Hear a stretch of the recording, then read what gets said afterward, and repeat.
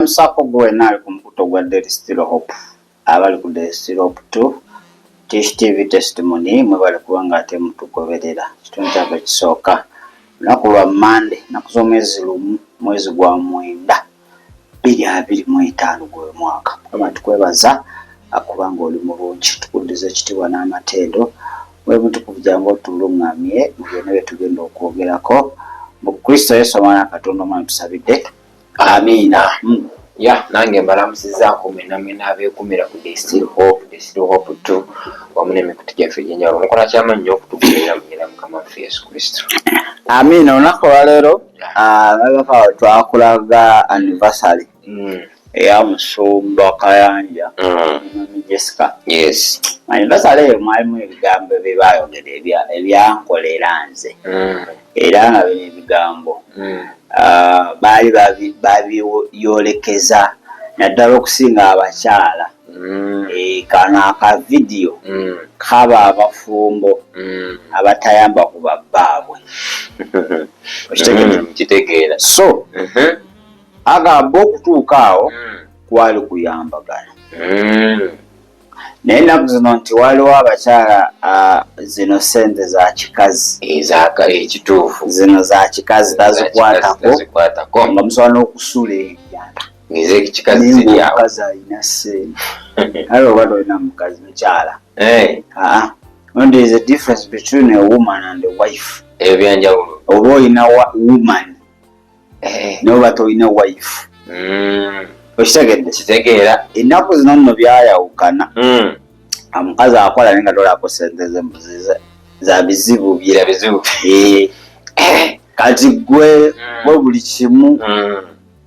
So badde bakubiza abakyala bannaye nga munalako mutuuka mulina okuba nga buli omu akwatirako munno omugugu mutambulire wamu naye munaagamba nti zino za kikyala amazima mugenda beeraawo ate kiraga nti oyo omwami tomwagalangako si mukwano wajja kwewogoma enkuba weekyera misinde oteekayo nze okwanga muli bubiri nga omukyala waabwe yazina ekizimbe ekyaggwa nga yazimba nemeraliro ngasobola nobagoba munju naye nga omukyala waabwe ali kusereka aye n'akaabira ddala n'akukabirira ddala ebyaddala naddala n'abanga alinako omulimu ogusinga ogugwo awo muganda wange oyo omukazi abatabye nasoboka kasooke tukuwa akatabya ku mudakika zijja kuba nga 5 alisobola okuba nga tukomawo tweyongereyo.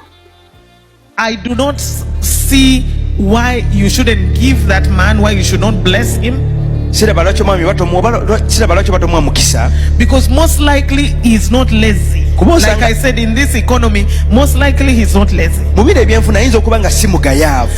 Most likely he wants to be somewhere, but he is en route to getting there. He is rediscovering himself. And I had a complaint from a lady, somebody I know, who was saying they didn't even want to contribute to the bills because they have been raised in a way to believe that it's the husband. My husband has just testified when we were going our first court case. The world was against us. People had left the church. And we had no money. And God spoke to him to do 50 crusades. I looked for a job. And I worked. And I brought money to my husband. We did the crusades. We bought land around us. Because I was in a managerial position and I was making a lot of money. So and right now the roles are somehow reversed. It's no longer that way. But my husband has never forgotten. He talks about it all the time. She went and worked and brought me money. So you having more income than your husband or being more privileged than your husband does not make you better of a woman.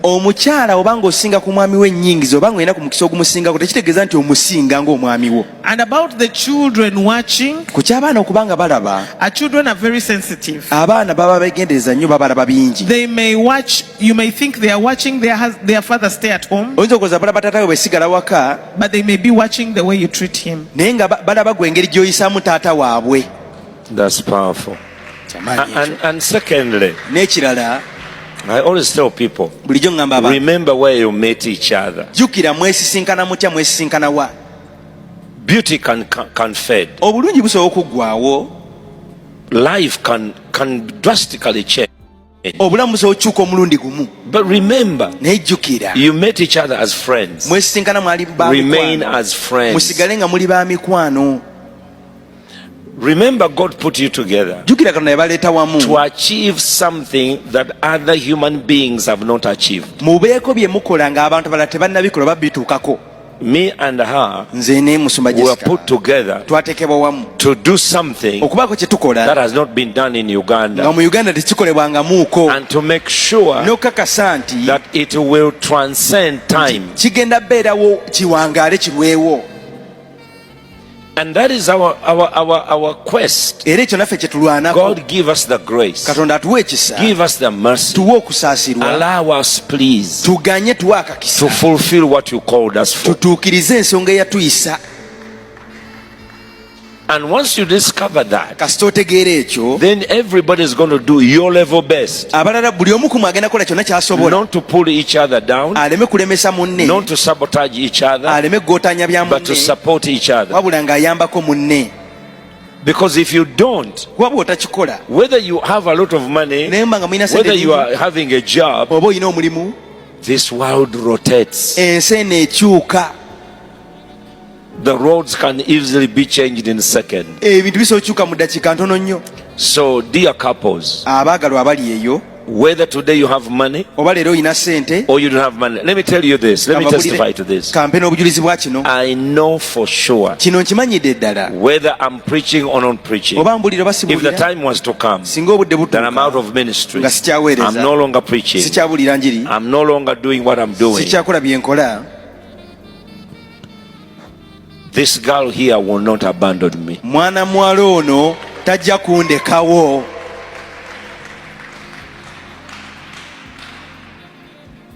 You see, you have to come to a place Olina otutuuka mu mbeera whereby you said, ng'ogamba, how can I?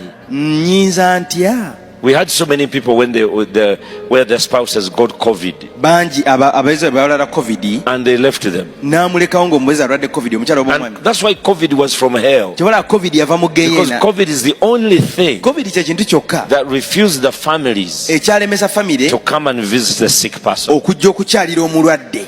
biza bulungi. Kituufu. Kakati gamba bano abakyala emize wamu ne babbammwe, Ekyo kituufu.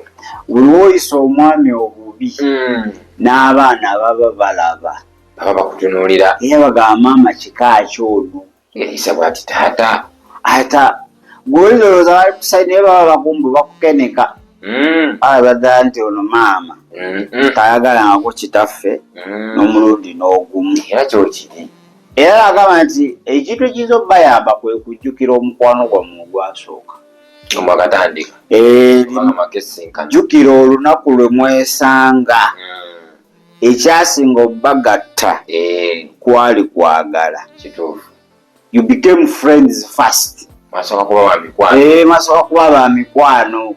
Kakati ekyo kasita kivaawo nti you are friends, awo akabi kaba katuuse. Akati abaga kenyini. Mulina okuuma eyo friendship eyasooka eyo. Nawe mutaganyinza munne, omutagala asobye munne. Okitegeera? Otuukira mu budde, obusima obukumbira kumukumu, omuyita hani, darling, sweetheart. Kakati yafuukako madongo. Mbweno, sirani. Kitegedde lumbe lwa kitaalo nejjusa kitegedde. Kati oba weerabira omukwano gwammwe ogwasooka, kuba mu kusooka tewamuyitako mbwa, tosobola muyita embwa nemusigala, tekisoboka naawe. kati wojjukiranga ogwo omukwano kijja bbayamba otambulira awamu. kibayamba atojjukira bulungi bokka obulungi mubuggwawo amabeere gaggwaho gayagala ne gaggwa nyansha akola ki lusigala lubaawo kati nesigala lubaawo abadde awo n'osigala okyamwagala ngaliwo amwegombako bulungi awo era omukazi yena omusajja najja n'omubuza negombako n'agamba bulungi oyo totawaana kikipuli kiba kikipuli bulungi ate bagayogera kufa nabo bugira ne bufeeti bugenda kukaddiwa oba ebbeere lyali liti ligyatuuka ekyali yonse lyebake ligamba owange nange mbivuddemu kale obulungi babufedinze era agenda kukulekawo agakulekawo aba kituufu aba akulekawo naye wagamba nze nfunye mukwano gwange nfunye nfanfe wange so you have to look for a wife not a woman women and men abakazi bayitirivu naye abakyala abafumbi batono very few naye abakazi bangi balina ku kidibo nga bali eyo bangi tebalinabo enaku zino kati abasajja tebakyagala kuwasa kati kifudde abakazi okuba nga bayitirivu okitegedde kitegeera kakati webanga bayitirivu abasajja they are not willing si beetegefu bo baagala byakulyangako ebeeraawo kituufu so ojjukiranga omukwano ogwasooka ogwo mukulu nnyo friendship ako asooka kubeemu akafaananyi kajja batwala mu maaso nnyo kekabakumyeeko agambye yatuuka ekiseera n'anyoonya omulimu n'akola naye nga zakola aleetera mwana omukyala yaleetera omwana balina embeera gye balimu mu kooti emisango bebagamba simanyi akola kyebyo kakati ate baagala ssente tewali ssente ate mukama agamba omwami tukole ku luseda 50 kale tewali ssente omukazi alina ebitabo bye n'anyoonya omulimu n'agufuna nga gusasula bulungi n'azireeta esente ne bakola ku lusede ne bagulako n'ettaka nga zonna azireeta ziizo tetenganya tutuule kati tukoze tutya kasente kakano wano tuteekewo ziti ziti bali abakazi b'ennaku zino kizibu olwali n'afuna salale n'akuyita muganda wa bansasuddeko kitundu ate kitundu financial crisis yayingidde sente zikye gavumenti simanyi na kumanya eno naye ngaemukyalo balikomerera abasereka alina kibizinesi kiri eyo kisirise bamala mubba n'asooka kugamba notegeera nti omukyala alina bizinesi omulaba nga ayongobedde ogamba ate kiki banzi byatikiwa nalina akabizinesi kange ke nalina ggulawo bakazi mwe okitegedde kitegeera ekyo kiva mu buteesigaŋŋana yawe kiri bainawe nakubanga omuntu gwafuna teyali mukwano gwo it was a wrong number manyi abantu balina abakyala bebalina bewaka naye nga it was a wrong number nga yakuba ku namba akaseera ako yeyaliwo yeyajja yoyo watomera oyo abamu teweewabudde abamu okwaka naddala ate okwaka banna okitegedde olaba figalo ga maama nayitanga naye mu kibuga nze n'abandiko ezimu njazikutula nezikutula bajja kuba bati bwe kakubula okugamba nti gundi aliko omukyala si bulungi teba bulungi bisa kikifuulaga gundi alina omukyala kituufu nnyo naye gweoyoza mbu nsigayo gwe bagenda ogamba oliko omukyala yakanyagamba naye bwa bulungi naye babeera empanga naluwaliyenaluwali awedde emirimu so tokkirizanga bbaawo nabeeraawo n'asitwagulinga naye nga okyasobolera ddala oyimirira naye wekiri owoza kimu nti mba nti balina enjogera eri oba balimu that culture ng'omusajja ewaka gwe mutwe ye buli kimu nebeerabira bewa amagezi nti kankubula omusajja yalina okukola buli kimu gwe sente yo ya kikazi yakikondo ku luwuzi baluyita luwuzi yakuluwuzi buli kimu kijje kati ng'okwatako fiizi n'osasula kikukosa ki obaaki mumbulize anti muwazaala baaki nga tunaituuka olina okufafagana abaziba baana ne batuula naye nga akasente naye okalina nga there is money so bakyalamu banaye babakubiriza kituufu mukyuke agali awamu gegaluma nyama bwe mwetematema mu brokinga your success kasamu yawulayawulamu mugirwisa mutuule wamu nga kakati kino tukole tutya kiri tukole tutya naye wekituuka ku birala tubeera wamu neba naye ekituuka ku ssente amaka agasinga awo wegakubibwa twawukanawo nga abakazi awozize tatta omugenyi ne wajja ng'alina ssente era akukubira essimu owange tunamuliisa ki nti ate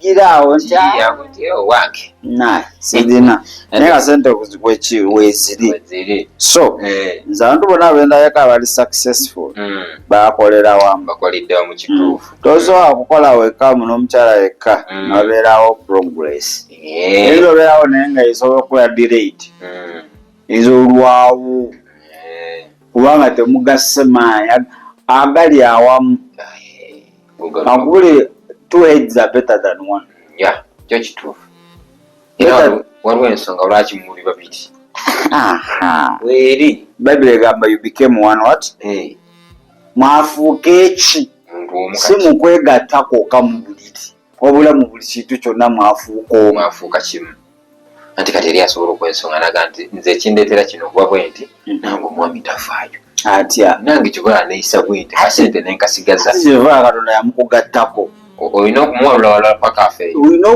olina okuba abasajja abamu abakazi balina obbaza okusa obwongo bulidde omanti nnyo abasajja abamu nga newalibeera yekka ng'afuna $5,000,000 buli lunaku oba buli mwezi tali kubulamu kintu ky'amagezi sente azifuna mu bungi anti aba talina amulengerezaako wala naye olaba bana bakyala balina idea ng'ofunye omukyala alimu amagezi bakuzimba musobola okubyemu wali ng'okyali omuwuulu n'essaawa eno endowooza gye walina n'ennyonona gye wali onyononamu ssente n'essaawa zino nga wafuna omukyala waliwo enjawulo enjawulo eba nnene nnyo kituufu lwakuba si bonna mulimu ebicupuli badde manyi tikiri nti ofunye oba mulimu ebicupuli by'abakyala muganda wange muganda ng'ate akusanze oli successful n'akuleka ng'oli seke nga yajja kununa bunoonyi anti waliwo abamu abafumbirwa ekyo kyoli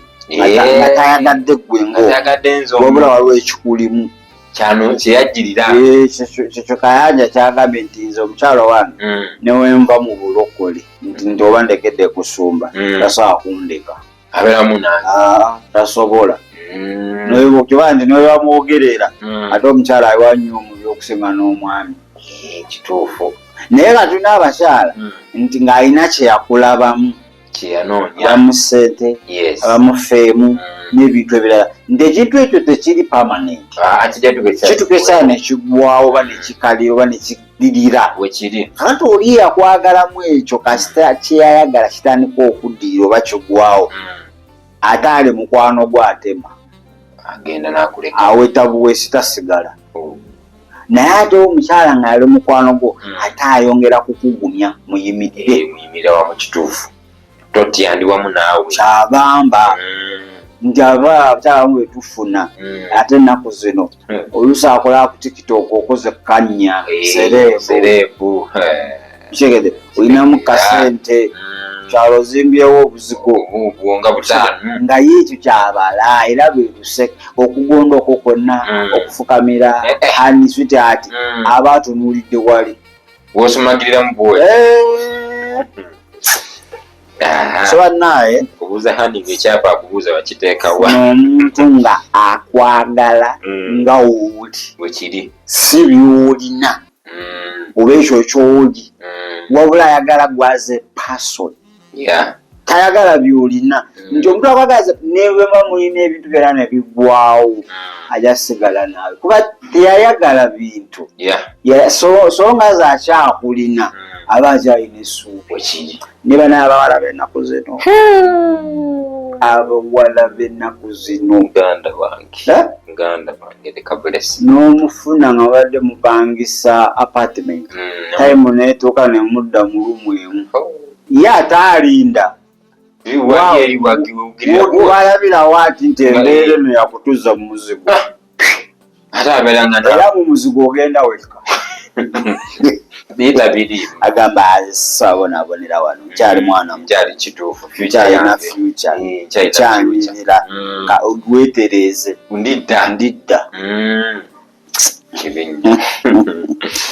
kale ndowooza tugenda kuba nga twetololamuko katono kkiriza Kristo abeera omulokozi era mukama w'obulamu bwo guno omwezi gwe tuyingiddemu ogw'omwenda agutandike n'omwana wa Katonda mu bulamu bwagamba Yesu lwaleero nze gy'oli obulamu bwange beera omulokozi era mukama waawe saasire kale butuukirivu bwange onuŋŋamye Kristo Yesu mwana wa Katonda omwana tusabidde tubeerawo omulamu wetudda waliwo bugembe bana ono omukazi yagambye obugembe wagwa dda ate omuntu eyagwa alina erinnya lyamuyise bayibuli mbu lyegamba